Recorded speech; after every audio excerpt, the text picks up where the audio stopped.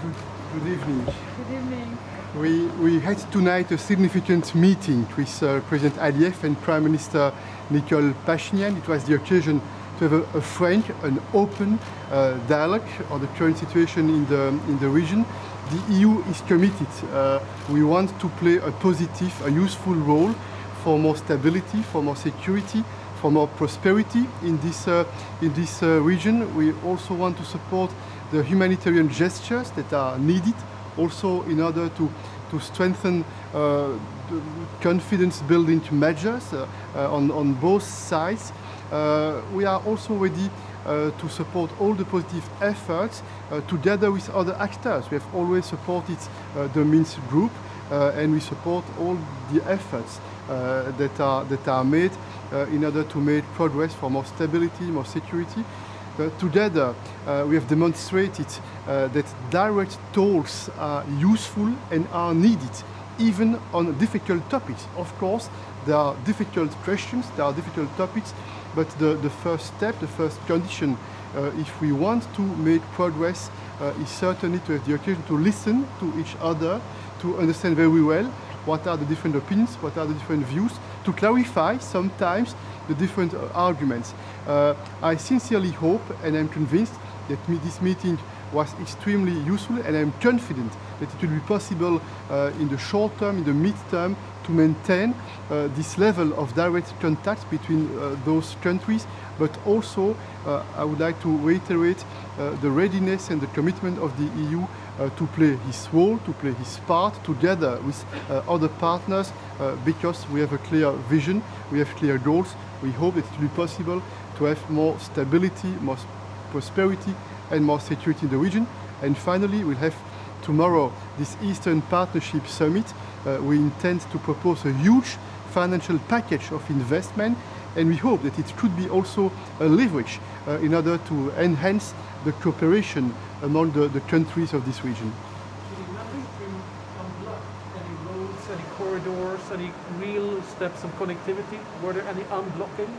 You know that the last months I spoke on a very regular basis with both leaders by phone, but also I decided to travel to Yerevan and to Baku. I had one-to-one meeting with the leaders, and I understand, I know that the connectivity, the communication, this is a priority. And of course, it's important to make sure that there is a level of trust, that we clarify what are the different positions.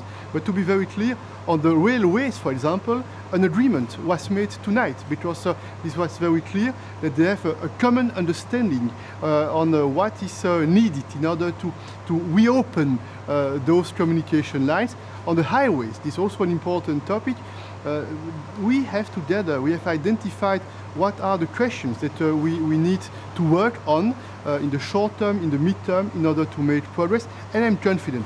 I'm really confident because even if some questions are difficult, this is not a secret, I'm confident because I think that this very long meeting, 4 hours and a half, it was a very good occasion in order to make sure that there is a mutual understanding. It doesn't mean that we agree on everything, but this means that there is a common political will to make the effort in order to have a better understanding and to see how we can strengthen the level of cooperation, and also how we can try to address the different challenges we are facing. The meeting started with a tension because President Ալիևը talked about the Zangezur corridor comparing with the Lachin one. Was this topic brought in talks, and what was the... This is always important to speak directly, because if we take into account the statements that are made through the press, of course it's important, this is the rhetoric, but it's very important to speak directly. And I'm convinced that the added value of such a meeting in person is huge.